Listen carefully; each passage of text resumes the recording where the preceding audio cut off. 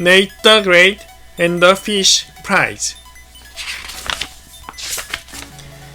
I, Nate the Great, am a detective. I solve important cases. I do important things. This morning, I was doing something very important. I was at the supermarket buying dog shampoo for my dog Sludge. Today, Sludge was going to be in a contest in the park to choose the smartest pet in the neighborhood. I, Nate the Great, knew that Sludge was smartest and the dirtiest. I wanted Sludge to be a clean winner. I bought dog shampoo and flour, eggs, butter, milk, salt, sugar, and baking powder to make pancakes. I like pancakes. I bought so many things that the grocery bag burst open. I put the bag in the basket on the back of my new bicycle and started to ride home. I rode past Rosamond's house. Strange noises were coming from inside her house. I wondered what was happening, but I kept my eyes straight ahead to see where I was going. Besides, strange noises were the right kinds of noises to come from Rosamond's house, because Rosamond is strange. When I got home, Sludge was waiting for me. I bought you some shampoo, I said. Sludge did not think that was good news. Sludge hates baths. I put the grocery bag on the floor. Before I could unpack it, the telephone rang. Rosamond was calling me. She said, I am in charge of making the prize for the smartest pet contest. I know that, I said. I, Nate the Great, hated to think what the prize would be. Well, I made the prize, but it disappeared, Rosamond said. What was it? I asked. It was an empty tuna fish can with the word smartest hand-painted on it in big gold letters, Rosamond said. Any pet would love to have it, but now it's gone. You will have to make another prize, I said. It's too late, Rosamond said. The contest starts in an hour. Will you look for the tuna fish can? I have to get Sludge ready for the contest, I said. But there won't be a contest unless you find the prize, Rosamond said. I looked at Sludge. She looked smart. There had to be a contest. I, Nate the Great, will take your case, I said. Sludge and I will be right over. I hung up. I said to Sludge, we must look for a tuna fish can. There is no time to give you a bath. Sludge thought that was good news. I wrote a quick note to my mother. Dear mother, I am on a fast fishy case. I will be back. Love, Nate the Great. Sludge and I rushed to Rosamond's house. There was no time to say hello. Show me where the prize was, I said. Rosamond took me to her room. It smelled fish, and there were things knocked over, and things upside down, and things all over the floor. It was a mess. What happened? I asked. Everyone came with their pets to sign up for the contest, Rosamond said. Annie came with Fang, Pip came with his parrot, Finley came with his rat, Oliver came with his favorite eel, Claude came with a pig, and Esmeralda came by herself. She doesn't have any pets, so she is going to be the judge. Well, Fang ran after Claude's pig, the pig ran after 4 cats, my cat ran after the rat. Pip's parrot got all excited and flew around and around. Even Oliver's eel got excited. They barked and squawked and oinked and all sorts of things, and they messed up my whole room. Yes, I nailed the grade, heard all the strange noises when I rode by on my bicycle. But where was the tuna fish can when all of this was going on? I had opened the window to put the can on the sill so the gold paint could dry in the air, Rosamond said. When did you notice that the can was gone? I asked. Right after the stampede, Rosamond said. Everyone left, and I started to clean up the room. That's when I saw that the prize was gone. I looked all over the room for it. I will look again, I said. It could be somewhere in this mess. It must have been knocked off the windowsill. Then perhaps one of those pets who's supposed to be so smart pushed or pulled or dragged or kicked it. My cats are smart, Rosamond said. They are all going to win first prize. Rosamond's cat could win first prize for being strange. I made the grate, looked around the room. Did you paint the can in this room? I asked. No, Rosamond said. Good. I'm looking for smudges of gold paint. They might be a clue to where the can went. But if you had painted in this room, you could have left smudges. I don't smudge, Rosamond said. I nailed the grate, went to the windowsill. If I could find smudges of gold paint inside the sill or outside the sill, I would know whether the can went inside or outside. But the can had not left any clues behind. Sludge was snipping and snipping. I asked Rosamond, did you wash the tuna fish can before you made it into a prize? Sort of, Rosamond said. Sort of? I said. How do you sort of wash a tuna fish can? My cat licked it, Rosamond said. They do a good job. They love tuna fish. But they don't use soap, I said. That means the prize may still smell fish. That is a clue. I turned to Sludge. Fishy smell, I said. Sludge and I could not find the can in Rosamond's room. The can is not here, I said. Perhaps it went out the window. Sludge and I rushed outside. We looked around. There was no tuna fish can. There were no smudges of gold paint. There was nothing but a sidewalk. We walked back and forth. Perhaps the can had been pushed or pulled or dragged or kicked up the street or down the street. But we could not find anything. We went back inside. This is a berry fish case, I said to Rosamond. The can was on the windowsill, so it had to be knocked inside the house or outside the house. But it isn't inside and it isn't outside. Maybe someone took the can on purpose, Rosamond said.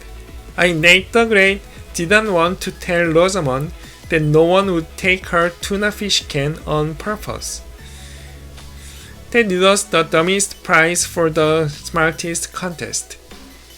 I will have to speak to everyone who was in this room, I said. Perhaps someone saw what happened to the tuna fish can. Sludge and I rushed to Claude's house. Claude was there with a pig. Claude is always losing things. I was glad he had not lost the pig. Claude was brushing the pig's bristles while she ate a big pile of food.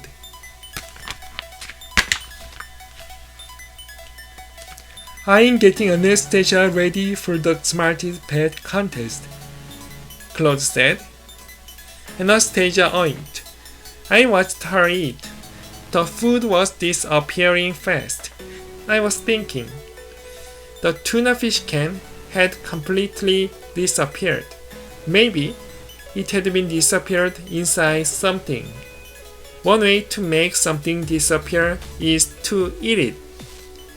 I, Nate the Great, spoke up. Pigs are supposed to eat like pigs. Would Anastasia eat a tin can? I don't know, Claude said. She's not my pig. She lives on a farm. And I borrowed her for the contest. But I keep losing her. She finds her way back to me. She's smart.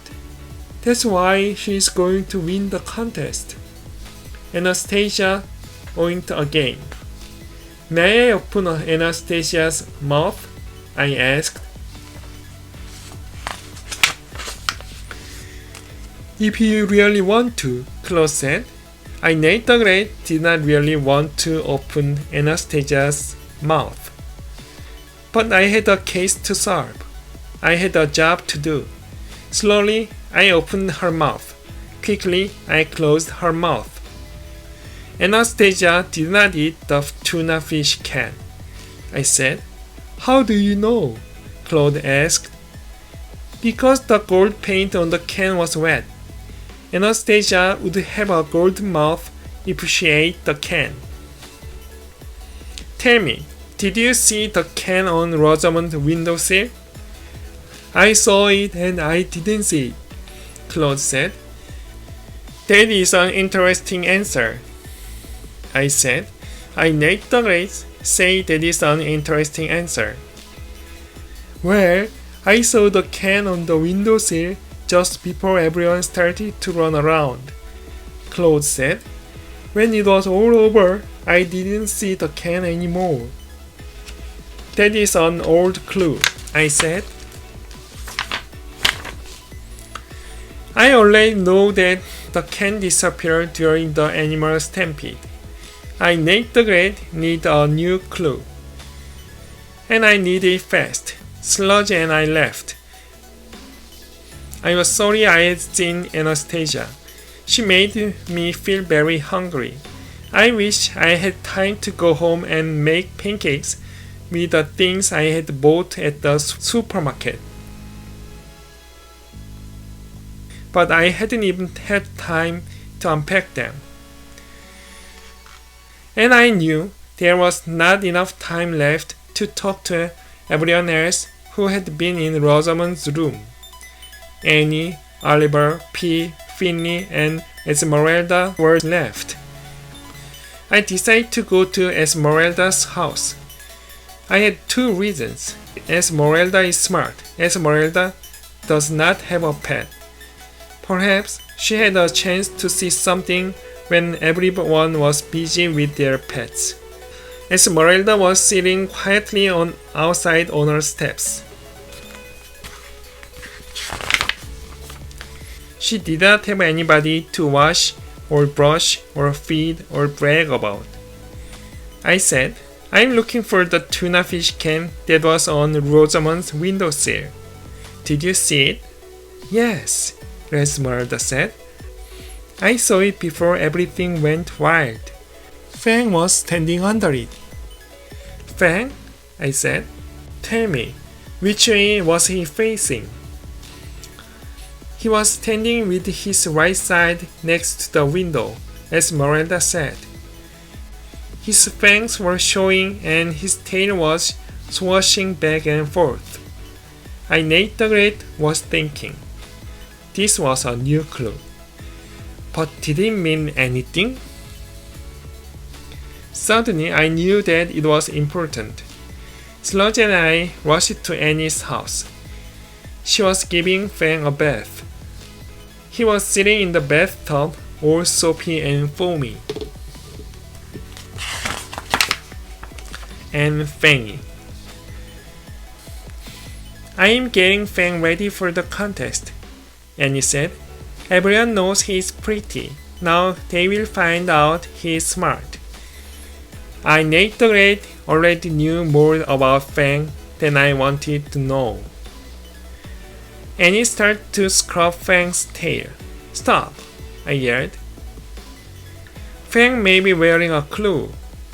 Fang is wearing anything. Annie said. I Nate the Great got close to Fang. I did not want to do that, but I had to see his tail.